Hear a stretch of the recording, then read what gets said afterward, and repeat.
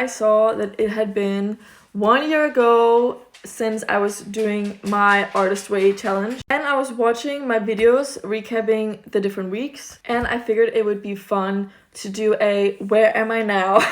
Some of the things that I'm talking about in those videos I completely forgot were a thing or an issue for me, and some things I'm still dealing with. I want to do a part 1 and a part 2. So part 1, this video, I'm going to recap week 1 to 6. I remember when I was doing the Artist Way, I did it because I was in an unstable housing situation and things were changing a lot in my life. I was quitting my job and I was applying for university, like expecting to get into university. That was what was happening during the time I was making these videos. And I wanted to do the Artist Way as an anchor, some kind of project that I could be working on whilst everything else was kind of chaotic around me. And the reason why it's a bit ironic is that I made my own challenge for myself for a month now, just 1 year after doing the Artist Way, because I am trying to have an anchor whilst there's a lot of chaotic things happening around me. So history is repeating itself, but also not. I feel like I'm the queen of reflecting, sometimes maybe over reflecting, but I think looking back at where I was 1 year ago is like enough time between now and then where I can really look at what has happened since and how I've actually changed, not just like, oh, I'm reflecting on what happened 2 days ago, you know. So yeah, let's get into it. This week was very chill for me in a way, because last week was so chaotic. I was like moving, homeless, la-di-da. Started to surrender a little bit to this process of like the Artist Way, but also I made the decision that from now on I'm going to take my energy back to myself, focus on myself, not wait around for anyone, like step into my power.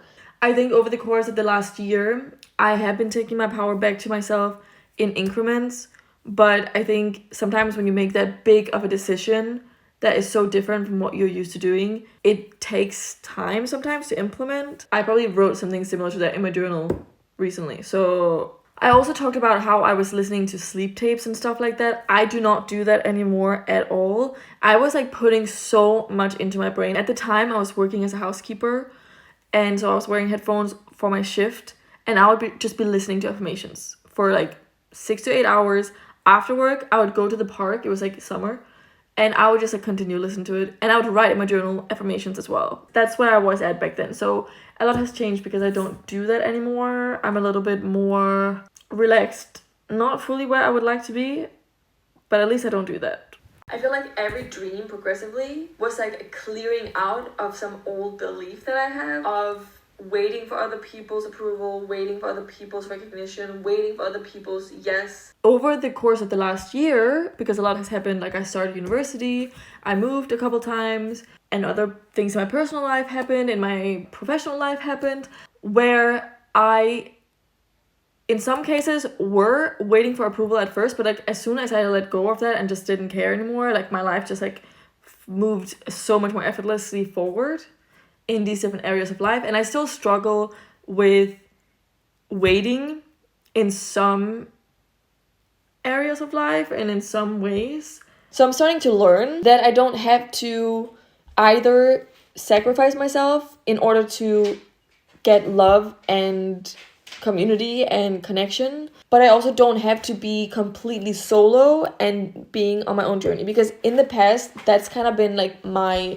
viewpoint. Yeah, so I will say this is a big improvement from last year. I have been crazy vulnerable and honest the last 12 months with my needs, limitations, boundaries, shortcomings, insecurities, etc., etc. Like I feel like I've been so much more raw, and it's actually been crazy liberating. So that's a big improvement from last year. I love my own company so much. I really do appreciate myself when I'm alone. As soon as like who I am is like reflected, that's when I start feeling like I need to shrink myself. I don't feel like that anymore at all. Like I didn't even remember that that's what I felt like a year ago. I think what has happened, ironically enough, is that I've been spending a lot of time in my hometown and around people, like new people that I just met. but in my hometown. And I had this idea of like, here I cannot be myself. And then I learned that actually I can. So if I can be myself here, I can be myself anywhere. And sure, maybe I don't fully fit in some ways, but it doesn't matter. And what matters is that I just feel chilled out and I don't think much about how I show up. Sometimes when I have like the bitterness or the, the shrinkingness in me, it's also because I feel like I cannot ask for more, that I feel bad asking for more, that I maybe feel like I don't deserve it, or it's like entitled of me for wanting better. That is so nice to see, that even though I relate to my 1 year younger self in some ways, my standards for life are exponentially so much higher. Like there are still moments where I'm like falling back into like, oh, I can make it work. Like I have this like toxic trait of like, I can make anything work, but I don't have to. Some things are not my problem. You know what I mean? I feel like when I'm not doing much, when I'm comfortable in silence, and when I'm bored, because I was pretty bored this week at different times, that's when I grow the most, because that's when my brain is quiet enough to start receiving like messages from my higher self. I agree with stillness still, but I don't agree with waiting around for signs and like an inner voice telling me what to do. I think that life is just more fun being lived. And I am still a very like, I like being alone, and I like going out on a field and just laying down and not doing anything. I really do like my own company. I think the amount of times that I was alone was also a form of coping mechanism, because my nervous system was so over activated that I needed to be by myself to reset it. I'm understanding why I needed to be alone so much. It was because I was in a form of survival mode for so long, even though I technically was not in like a life or death situation, but some of the things I experienced were kind of simulating that to me in some ways, because it's I don't know. I really love that I'm at a place where I'm fully surrendered. I'm super happy and chill and loving it. My main thing going forward that I realized that I need to just work on more is the being comfortable in the limelight, being comfortable being seen, being comfortable being myself, because I am very secretive around people that I love the most as well. And it's such a funny, like crazy vibe that I'm bringing to the table. I'm so happy that this is not an issue for me anymore. And I forgot that it used to be. It's so crazy sometimes. When you overcome things, you like forget that you ever had a problem with whatever it was in the first place, which is like a relief, I'm comfortable in the limelight. I also don't feel like I need to push myself into it for no reason. Like I like to post my videos. I like to show up when I want to show up. But when I don't do it, it's not because I'm scared of it. It's just because it doesn't feel like something I want to do. Not planting my roots in a waiting room.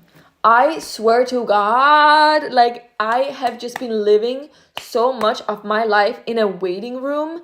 So much of my life. Like I felt like I couldn't do what I wanted to do for ages and ages and ages because I had the fear of being seen. I don't think I was waiting around because I was scared of being seen. I think I was waiting around because I was just holding my breath, waiting for things to happen before I could like move on and live my life. Waiting for myself to be an optimal version of myself, waiting for, the perfect job, relationship, living situation, everything before I could move on with my life. And in the meantime, waiting for all of that, I kind of forgot how to live my life because it just didn't seem that exciting anymore.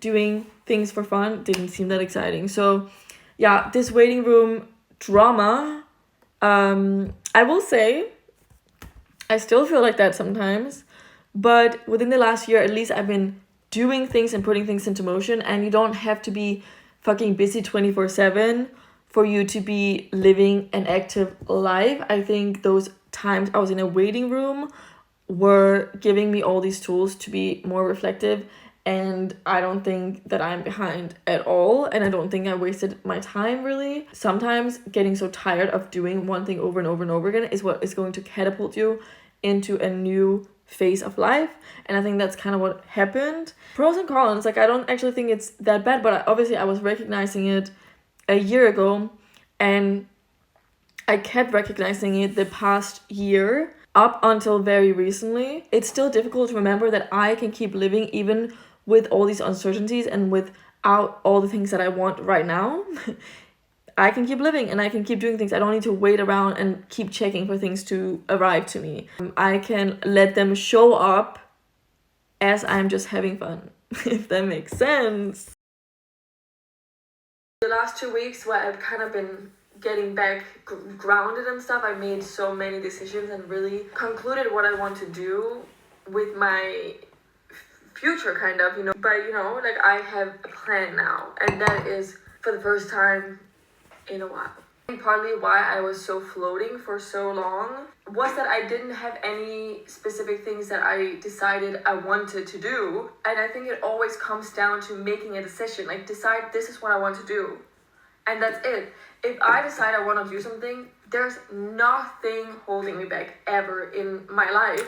Exactly. Never. Anytime I wanted something and I knew in my heart this is what I wanted, I was gonna get it. Okay. So yeah, I'm speaking some truths here. It's so crazy. Like, I keep forgetting. Like, a year feels so little, but also, like, I always feel like I don't change much within a year and stuff. But then seeing this video and being reminded that a year ago I had only started like making some plans for my future. Before that, of course, I was floating around because I never made any decisions of what I actually wanted, and I was figuring it out. So it's all good and fair and normal to be in your early 20s and not know for sure where you want to go. But I will say it's so true what I'm saying here, and I'm realizing that more and more, because every time I do make a decision, I can always change my mind. And I think it's good to learn to not be scared of choosing something. I guess my fear was that if I make a choice, then I'm losing out on these other things. But that's not really the case. If you never make any choices, you'll lose out on everything, kind of vibe. At least that's how I felt. Okay, I don't have any quotes from my third week of doing the artist way. I was in Berlin. I was living in a temporary apartment 5 minutes away from where I was living with a psychopath, like a few weeks prior to this. So it was a little bit of a traumatizing time, and I could tell on my face, like, it already looks so puffy and like I don't know. I feel for her. Like, she walked so I could run, you know what I mean? Like, I'm grateful for her going through this. But in that video, I was talking about how I was struggling to come back to being a more soft and like less tough person. And I honestly didn't even remember until I saw that video that I used to feel like that just a year ago. Like, I remember there were many moments in the past where I had to be really tough and be like, hey, don't fucking do that, you know, being really like firm. But I feel like I'm pretty soft again. I'm just chill. I'm not even thinking about it. Like, I'm soft sometimes when it makes sense. I'm tough when it makes sense, but I'm not even that tough. I feel like I understand things with a more empathetic perspective now. I think the toughness I used to put on more was to protect myself, whereas now, like, I don't feel like I need to protect myself from anyone, because I already am like, yeah, okay, you can, like, I don't have to like overly stand up for myself. I still feel it like a little bit. But in week 3, I was also talking about this I have to just persevere no matter what mentality, and that's definitely something I still struggle with, but I'm loosening the grip of that more and more. But you know what, I think some mentalities that I'm talking about that I've fully overcome within a year, maybe I was already working on them for a long time before the artist way last year, or maybe they just didn't have as much of a grip on me. Like, I think this I have to persevere no matter what mentality has been developing for a long time, like for many years, and it was like something I appreciated in myself, and it's the kind of mentality that I had shown to me as a child a lot. And obviously, if something is really appreciated and celebrated around you as a child, like, that's just gonna like imprint in your brain. So it's gonna take a while to like release yourself from like mentalities and behaviors that are not really serving you or anyone else.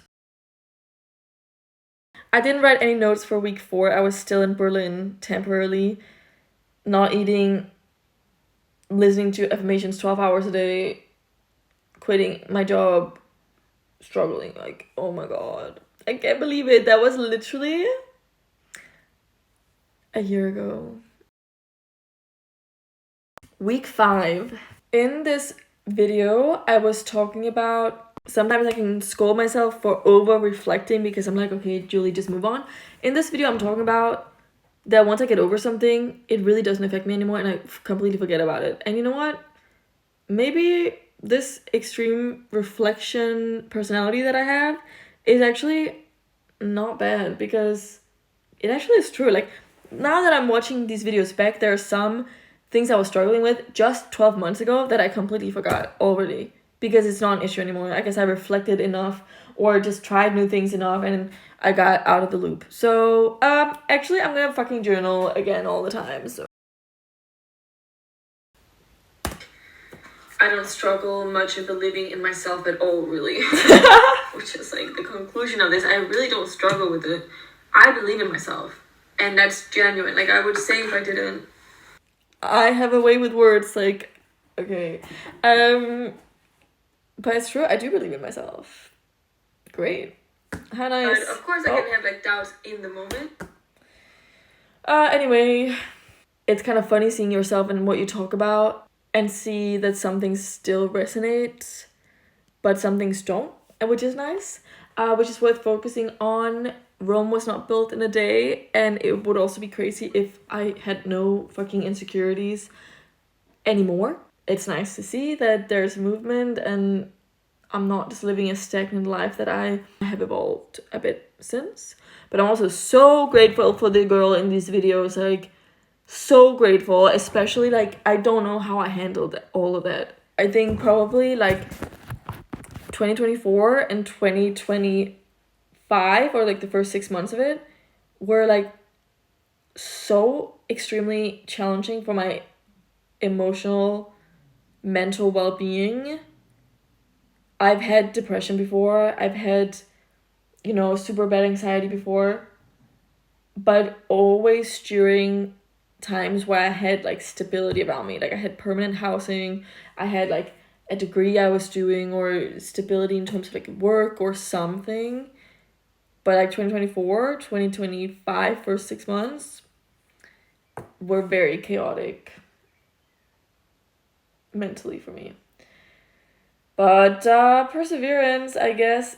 What else is the option? I don't know. But yeah, so yeah, I'm excited to go into week 7 to 12 and see what comes out of it.